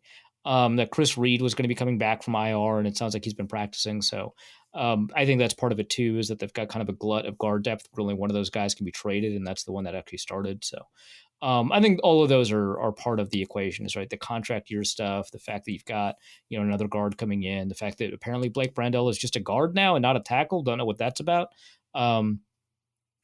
Sure, like I don't know. It's really hard to be like that mad when David Quessenberry has like the game that he had. You're like, yeah, fine, whatever, man. It's fake. I don't know anything. You're right. Like it's so that's tough. the way it is some days. Yeah, and so like, yeah, but yeah, Ingram has not been stellar or anything like that, but he has improved somewhat substantially over last year. Yeah. Room Bolsharif asks, for Arif's quarterback hypocrisy corner. Ooh. What? Josh Dobbs goes 20 for 30 for 158, and Tommy DeVito goes 15 for 20 for 175. Yet one is held as a hero, and the other is a miserable piece of crap. Why is that exactly? Well, one's in a much bigger market. Yeah, I'm sorry, Tommy, but that's where you are. Yeah, one's in a much bigger market, and Josh Dobbs led a team to victory. With a higher learning curve. Important context. The Giants scored 6 points against the Raiders, right? Like that's what happened in that game. They missed a 2-point conversion, which is why they only got 6. Yeah. Which I think it is bold in the fourth quarter, down 27 points. You scored a touchdown, and you're like, you got to go for 2. I want to see Brian. I want to see Brian Daboll. I want to see Brian Daboll try to do what Kevin O'Connell did on Sunday. I want to see that level of, hey, I was coach of the year last year. I'll show you why, and then to do that for a quarter. I want to see him do that as opposed to Kevin O'Connell, who clearly should be a front runner based on what just happened in the Falcons game. Yeah. Well, like Sean McDermott wins Coach of the Year because he takes a bad Bills team with a negative point differential into the playoffs, despite willfully starting Nathan Peterman for multiple games, at least one game and 2 other quarters, right? Like, if that's going to happen, I think that we can open up, right, the Coach of the Year to like guys who have demonstrated like some really good coaching on a consistent basis. I mean, you could, but why fly in the face of history, really? Yeah. So yeah, I think that's part of it. Also, like from an EPA perspective, right? So first of all, Tommy DeVito rushed for 17 yards. That's weak. Get that out of here, right? I need 60 plus if you're going to be putting up those kinds of passing numbers. But also, like the passes that Dobbs completed were much more valuable from like an EPA perspective. Like Tommy DeVito completing a 6-yard pass in 3rd and 10 is like whatever.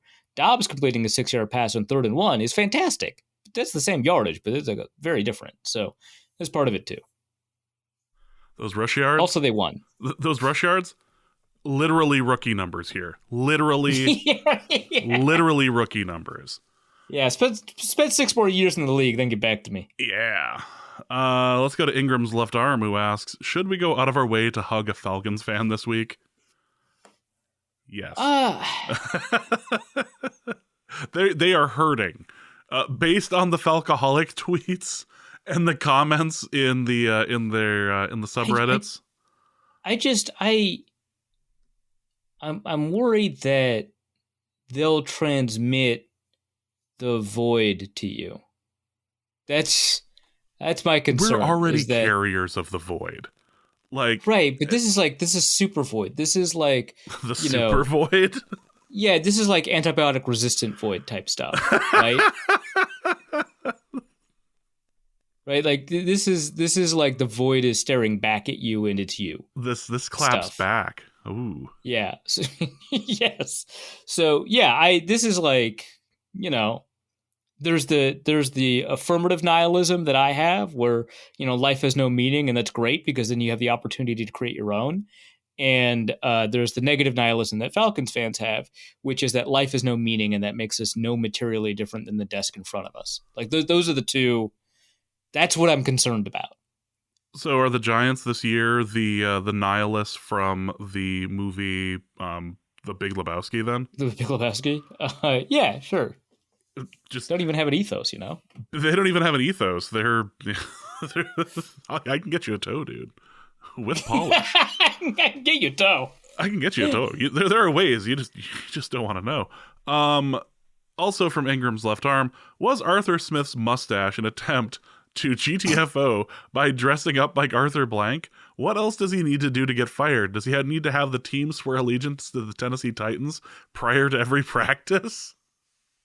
If you listen to the interview with Chuck, I guess the ownership thinks of this as like year one, right? They don't think the prior 2 years of the Falcons really play into the evaluation of Arthur Smith. Now we'll see what happens next year in like contract negotiations. I don't know if his contract comes up, but like if they will hold the fact that he has a losing record over 3 years against him or just 1 year, right? So we'll see. But the argument that Chuck made was that the Falcons were in such cap hell that it was impossible to put together a team. And in fairness, if you watched the Falcons last year, it would be a stretch to call them a team. So points to Chuck.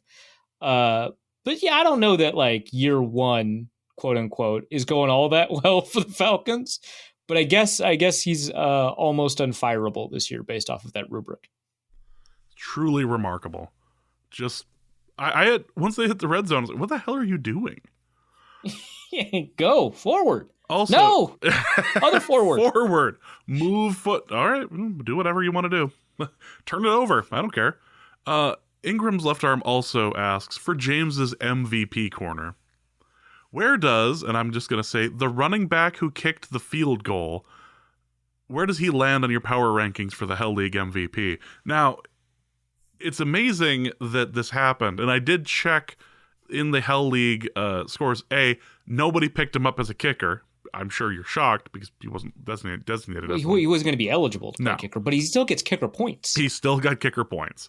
So he did better statistically than most of the running backs who played on Sunday. Give me the number. How many points did he score? I believe it was 16, but I'd have to triple check this. But I believe it was 16 points that he had scored, which was remarkable, but not nearly as many as the defense for the Browns did, which, as somebody who played against them, I got to tell you, not a fan. Not something that I particularly enjoyed. Yeah, so we find out rules about the Hell League every week, right? Like James has already set the rules up, and they haven't really changed for the Hell League all that often. They are always subject to change. It's one of the elements of it. But, James set up the rules, and he still is like, oh, yeah, I guess there's a bonus for shutouts. That makes sense. I had forgotten there was a 25-point bonus for shutouts, yeah. 16.2.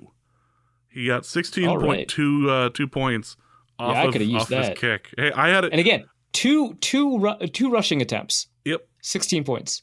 I also started the Arizona kicker in one of my leagues. He got 0 points. And I've seen games actually 0 rushing attempts. Oh my god. Okay, anyway. I've seen games where the kicker gets, no points, and that's fine. I've seen games where the kicker gets negative points. So I'm happy I got 0, but still, that's a little iffy. Delta BC Dad asks, Do receivers on very high leverage plays have higher drop rates or error rates relative to their overall drop or error rate? Or what if we also adjust for depth of target? For example, Okay, I was yeah. So sorry, I was gonna jump in with a depth of target type thing, but like and then you forgot Delta that it was BC part of the Dad's question. on it. Then you forgot Yeah. it was part of the question. Yeah. For example, do players have higher touchdown drop rates when the catch means a walk-off win and a drop means that they lose? This is frankly impossible for me to research given the tools I have at my disposal right now. Just, a product of going independent, not having access to some of the databases that are available to media organizations. So unfortunately, I can't answer this right now. But I would argue it is probably not the case once you adjust for things like depth of target, right? The reason for that is because and we have now come around on like clutchness, right? So it's like it used to be that the numbers suggest that clutchness doesn't exist, and it turns out if you adjust for certain elements like shot selection and so on, that it does exist. And same thing with hot hand. And the evidence for hot hand in the NBA and other basketball, like women's basketball, men's basketball, college basketball, whatever. Is relatively strong at this point. It's a small but statistically significant effect. Clutchness, it seems like clutchness is more an element of the ability to play at your normal level of play in high leverage situations rather than exceed your average level of play in high leverage situations, at least over any statistically significant sample size, right? Which I didn't use that phrase correctly, but I don't really care. So given that it is a relatively small phenomena in baseball and basketball on isolated individuated events like a free throw or a batting attempt, and then into more complex events like fielding or shooting a three, it seems like that it is a relatively very small thing that may exist. I would say that this is somewhat like that. It's not is an offense or is a quarterback clutch, but is this act something that is clutch? And I would argue that it is probably the case, based on that other evidence, that most players who play at the NFL level will maintain their normal drop rates in those high leverage situations, such that you wouldn't be able to tell which players are suffering from variance, right? They catch more than they usually do, or they drop more than they usually do, versus which players are genuinely like worse. So I think that that's probably the case. Next question. Oh, Kyle Segal has not written in so many years. We're gonna take a moment. Making up for lost time. He is. He probably does not have pants on anymore, and he's writing back. And those who've listened to us, longtime listeners of the show, remember Kyle's inebriated rants. So Kyle has written in somehow. I assume he finally paid his Mint Mobile bill in order to have access to the internet, in order to access his Twitter account to send something in. Kyle asks a bit of an outdated question, but I have been curious. Was Kirk's Achilles injury a freak accident or something that weakened over time and was destined to snap? Ergo, if it hadn't happened on that play, it was going to end up happening soon regardless. So I wouldn't suggest that this is a thing that exists on a range of like inevitability, unless we're like willing to expand it out to Kirk playing all the way until he's 80, and then yeah, it's probably inevitable. But rather increasing probability over time. If it hadn't snapped on that play, it probably wouldn't have snapped. That's my guess. But the weakening that occurs over age plays a role in what types of forces need to be applied in order for that to snap, and how you reach those types of forces and how they get applied to that ligament is somewhat randomish from play to play, from step to step, right? And so you just kind of don't know what element is going to lead to that. Maybe if you go back a small enough amount of time, like maybe to the previous play, maybe his Achilles at that point was in such a weakened state that it was inevitable. But like something like maybe entering the game or maybe entering the season, I don't know at what point that becomes inevitable, but at some point it probably was really just a probability range that has just been slowly increasing as he ages. So that's probably what happened. I don't have a degree. I want that to be like clear. Not like I don't have a medical degree. I don't have like a degree. So like me speaking on like this medical thing is a gigantic grain of salt. Yeah. We long time listeners of the show are aware of Arif's lack of academic credentials. He got his degree on the street. Assuming Flores is gone for the head coach for a head coaching gig, who would or should be the next defensive coordinator for the Vikings? I mean, that's like I brought in a guy from outside, and it turns out he's killer, right? So you could do that again. I don't know like who would be available on the market. I suppose you could always, unlikely that like Jonathan Gannon's going to get fired this year for the Cardinals, but you could always try and figure that out based off of what the market trend of firings is. I'm not like particularly interested in the Raiders defensive coordinator next year, so I don't know, because it's not like Brian Flores brought a staff with him, right? It's like these are all guys that were already coaching under Kevin O'Connell, under Ed Donatel, except for like one or two notable differences. So I don't like know who would, maybe Durante Jones, who's the defensive pass game coordinator, and he's been the defensive backs coach for a while. I don't know if maybe him. Probably not Mike Pettin. Like I know he's got a history as defensive coordinator. His last good year as defensive coordinator was like ages ago. It's been a bit since he's coordinated a good defense. But yeah, this one is like kind of open just because I don't know who is going to end up being available. Like if Brandon Staley gets fired, like I know people are kind of sick of the Fangio style defense or whatever. But like Staley as a coordinator did do it really well. And it seems like the only coordinators that do the Fangio defense well are Staley and Fangio. I don't think the issue last year for the Vikings was the Staley defense. I think it was Ed Donatel. So that's something to kind of keep in mind. But like I understand why people would not like love that suggestion. Also from Kyle Segal, using only your deep knowledge of beehives and bee behavior, could you please solve the Gaza crisis? Jesus God. All right, we're gonna skip that one. Thank you, Kyle.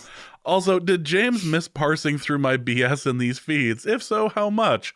Like on a scale of gosh, I miss Creed so badly to gosh, I still think about what could have been with McLeod Bethel Thompson. Go ahead and use that scale in whatever manner you think is best. Aww. Yeah, James missed parsing through your questions in the manner of gosh, what would have been if the Vikings had drafted Antoine Winfield Jr.? Yeah, I think that's accurate.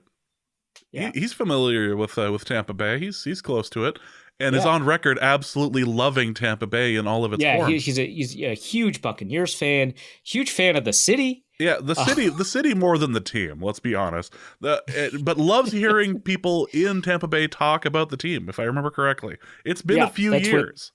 That's what drew him to the team. That sense of community that he gets. Yes, exactly. Good Lord. Let's go to Ziggy Dilf, who asks, for Arif's divine intervention corner, how much of this seemingly miraculous Joshua Dobbs game should we attribute to Dobbs and O'Connell's brilliance, and how much should be attributed to all things being possible through the power of Ben DiNucci? I mean, question kind of answers itself, right? Well, all things possible through the power of Ben DiNucci. We were praising JMU pretty highly there. Yeah.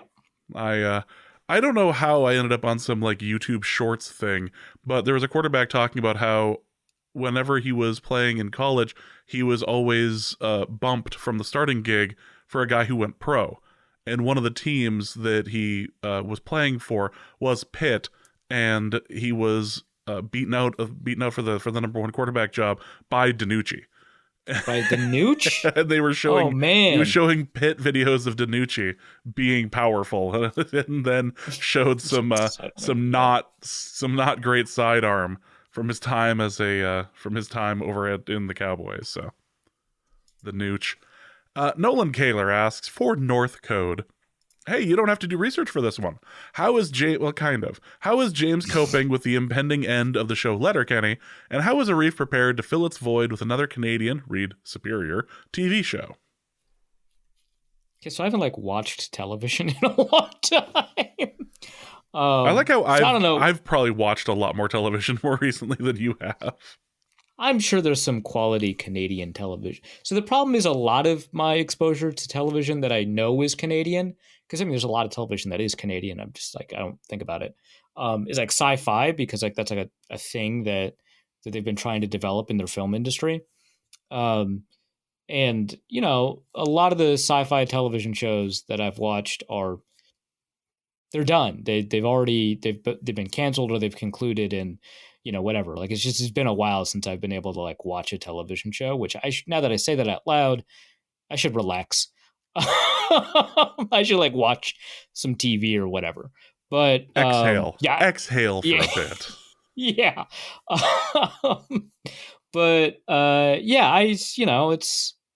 It's Trailer Park Boys. Have you seen that? That's Canadian. I have. I know it's done. It's not going to be a new one, but it's pretty good. So the show that I will admit that there's a spin-off of Letterkenny called Shoresy, and I have enjoyed Shoresy quite a bit. They just that's why everyone keeps talking about Shoresy. Okay, yeah. That makes sense. Yep, there's a second season of that I watched. That the streaming thing I watched through came out before the US thing for Hulu, so I was watching I think it's Crave had put it out originally. Anyway, so I watched the second season of that, quite liked it.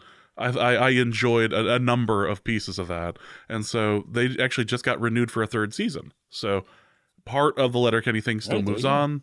I imagine that what's going to end up happening with Letterkenny is the same thing that's going to end up happening, or that has happened with things like Trailer Park Boys, where they just have specials instead of full seasons. So, but I am looking forward to the final season of Letterkenny. The last couple of seasons weren't great, but they still had some good moments. So I'm looking forward to seeing how they tie up the loose ends. It's been a fun show. I enjoy it, especially as somebody who, being in North Dakota and being around hockey players for as much time as I have. Cultural crossover. Yeah. There's so much, and the fact that we're so close to Manitoba as well. There's a lot of Canadian stuff going on up here. So. Although just put on the Red Green Show, you'll be fine. Victor, my brother, loved the Red Green Show. Just of course he did. to an absurd degree. And actually, the one thing that I can say, so there was a major flood in '97 in Grand Forks, as Arif and I both remember, despite the fact that Arif's median age in the '90s was 7. Yeah, but this is after '95, so it's beyond my median age at this point. Yeah. And there was this there were a number of Red Cross things out here and fundraisers, yep, all sorts of things. And apparently Red Green was at one in Fargo, and people were people had said, "Oh, how are you doing?" And he had asked, "Oh, what part of the valley were you from?" And we had said, Grand Forks, oh, and in a very somber, not in his character voice, how you guys doing? Is everything going? It was actually really concerned. Wow. And super nice guy, super nice guy. That's awesome. Yeah, I love hearing celebrity stories like that. Yeah, not a terrible person. Yeah, that dude's cool. Appreciated the moment of breaking character instead of talking about duct tape. Was you guys doing okay? How bad was it where you were at? Because we were concerned because we were watching on TV. Yeah, it was very bizarre, as a side note, to turn on NBC News and see your hometown underwater as the number 1 and number 2 story for a week. Oh yeah, I got it was on international news. So it was on German television. People were talking about this flood in Grand Forks, North Dakota. Oh yeah, crazy. 50,000-60,000 people left town, evacuated. Nobody died. Oh, and also nobody died. And also downtown burned. So yeah, you deal with it. Quick way to a Pulitzer, by the way. Yeah, as it turns out. Feel good story all around. Minneapolis Cinnamon Cheerios asks, for Arif's home improvement corner, For next time, what would be the best way of getting a piece of plastic off that had been superglued to the wall by the previous homeowner without accidentally ripping off a piece of the drywall in the process? And in the Discord, he did include a picture of what he had done. Amazing. First of all, I know that I mispronounced Pulitzer. Second, okay, so I didn't look in the Discord because famously I don't visit it. I've actually been very active in the Discord. I just don't go to the show questions channel that much. Yeah, why ruin surprise there? Right, exactly. Yeah. But I've been pretty active. Very active in general. Yeah. But to me, there's probably a number of solvents. The problem is that it depends on the type of super glue, which is not information you have access to, about the kind of solvent that you want to apply, at least as far as I know. I don't do carpentry. I barely do DIY. But in my experience, which is not qualifying amounts of experience, but we're in a mailbag, so I'm answering this. is rip that sucker off and use spackle. Spackle's cheap. It's easy. If you get the wrong solvent, it's annoying. It's a whole affair. Just rip it off. Oh no, drywall, spackle it. You're fine. The next question, the final question, is from Logan. I'm surprised James did not correct me. You know fantastic. This is homeowner stuff. This has nothing to do with the baby corner, and I'm not intervening at all. You are. Look, I can either intervene here, or we can watch another episode of Property Brothers and make fun of it. I'm going to trust them on this one. Yeah. When you go to Home Depot to pick up the extraordinarily cheap spackle, describe your problem, and they will probably get you over to the solvent you need. There you go. Finally, Logan asks, question for James and Arif's Party Etiquette Corner. Love this. We will be going to an alcohol-free baby shower on Saturday, and we will not have the kids, 3 years old and 10 months old, along. How drunk can we get before going to the baby shower, and is it appropriate to put alcohol in our Nalgene bottles for during the baby shower? James is Nalgene bottles. Good I don't Lord. care. This is not... James is way behind on flask technology. Yeah, I just got one, actually. I just got a flask the other day. It was a wedding gift for being in the most dysfunctional wedding I've ever been in. Hey, you got something out of it besides a story. I got a story. I don't like the answer. How drunk can we get? Like, it kind of defies description. There's not I can't say 3 drunk, right? Like, that's not. I mean, you could ask the question: are you picking the kids up later? Yeah. Okay. Somebody's got to be sober enough to take one to the hospital. Well, presumably, so here's the problem: if you put alcohol into the Nalgene bottle, you're not picking the kids up later. Right? Presumably, if you pregame the alcohol-free baby shower, God, I hate the sentences you all make me say. If you pregame the alcohol-free baby shower, presumably you will not have drunk enough alcohol for by the end of the baby shower, you'll still be too drunk to pick up kids. So that's, first of all, that is way past the limit if you're still drunk after that. Mm-hmm. I would say you cannot be visibly drunk, and by visibly, I also mean audibly. You can't slur your words. That's probably, I'm assuming you're not driving, dear God. That's probably where I'd go there, because it's very clearly, unless you hate these people, which, I mean, you are going to bring a Nalgene bottle, so, it sounds like it. Unless you hate these people, I wouldn't disrupt the thing. It seems like they've got a whole vibe that they're trying to go for. If it's a little bit too crunchy for you, I totally get it. The Nalgene bottle, that's just going to get noticed. There's no way you're going to get away with that, right? Like, did you ever watch the Always Sunny episode where Frank comes up with the idea of putting wine in the Coke cans? Like, this may be a boxed wine and Coke can sort of situation. That might be better than an Nalgene bottle, because I think people are going to catch on. And wine is actually kind of perfect just in terms of alcohol content, so long as you don't down it right away. But yeah, I would say maintain the buzz that prevents you from losing your faculties is the amount. Because I don't know what volume your Nalgene is. I know Nalgenes are pretty voluminous. So, maybe don't fill it up with like 120 proof anything. But, I think that the goal is to maintain the buzz so that everything is a little bit easier, but not so that it's obvious from the way that you talk, the way that you walk, the way that you smell. Box of red wine in the trunk, and just excuse yourself out to go outside to grab something from there, whether it's a Every small, so often. small gift, small card, something to go out there and just come back. Oh yeah, no, well we won't. We're a bit hoity-toity lately. We just drink. We just want to make sure that we're drinking our sodas now. They're gluten-free or some BS. Gluten-free soda. We're just going that route and just come back and you just filled them up with wine. It's fine. And just have a nice Uber ride home. I feel like you're giving the game away if you're drawing attention to your drink, though. So it's only if asked. An alcohol-free baby shower. Why? Yeah, what's the point? Also, it sounds like the baby is alcohol-free, just the way that this is. Babies. No, alcohol-free. Like, no. Thank God. That's... Oh. All right. Well, that's going to be it for this episode of Norse Code. Quick reminder that on November 17th, 7 o'clock p.m., over at the Damn Grill, we will be having our live show. Check it out. Should be a lot of fun. We are giving away 2 tickets to the Sunday night game. Arif, what do you have to plug?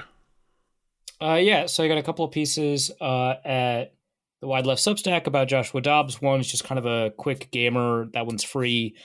Just a reaction to what happened in the game. And then another one that digs a little bit deeper. Obviously, I'm using like quotes from like the locker room and stuff like that, but I want to go into kind of like why I found it so impressive. So I go into details about like quarterback footwork and the way routes are called and stuff like that, about why Joshua Dobbs' performance was so stunning. So those are over there. I'm also writing stuff over at Bolt from the Blue, the Chargers blog. I wrote a quick game recap from the Chargers-Jets game. If you watch that, I can't imagine you'd want to read about it, but it's there. Plus, I'm also doing like some picks there and, a couple of other feature pieces there every so often while Michael Peterson is on paternity leave. So that's what I've got going. Other than that, just, Twitter, Reefs on NFL. That's going to be it for this episode of Norse Code. Hope you guys have enjoyed it. We'll be back later this week to preview the Saints game. So for Arif, my name is James. Thank you guys so much for listening. And please remember that maybe you should just put that in a garage next time. And we'll be back later this week. Norse Code is the largest and only division of Norse Code LLC. You can find Norse Code on the Daily Norseman, SB Nation's Vikings blog at dailynorseman.com. You can also find it on iTunes, Apple Podcast, Spotify, Stitcher, Google Play, and wherever fine podcasts are aggregated. Our Vikings blogger extraordinaire and generally useful human is Arif Hassan of Pro Football Network, and he can be found at Arif Hassan NFL. I am your producer and host, and my name is James Pagashnik. You can find me at the show's official Twitter feed at NorseCodeDN or my personal account at Big Mono. If you'd like to donate a few bucks to the show, you can do so in a few different ways. You can go to patreon.com/NorseCode and donate there. For $3.50 a month, you get bonus material and more. You can also go to paypal.me/NorseCode for a one-time donation, or you can go to norsecode.threadless.com and pick up some Norse Code merchandise. Any questions or comments that cannot fit in a tweet can be sent to norsecodepodcast@gmail.com. On behalf of the Norse Code staff, thank you so much for listening. Our formula is this. Hey, all things are possible through the power of Ben DiNucci.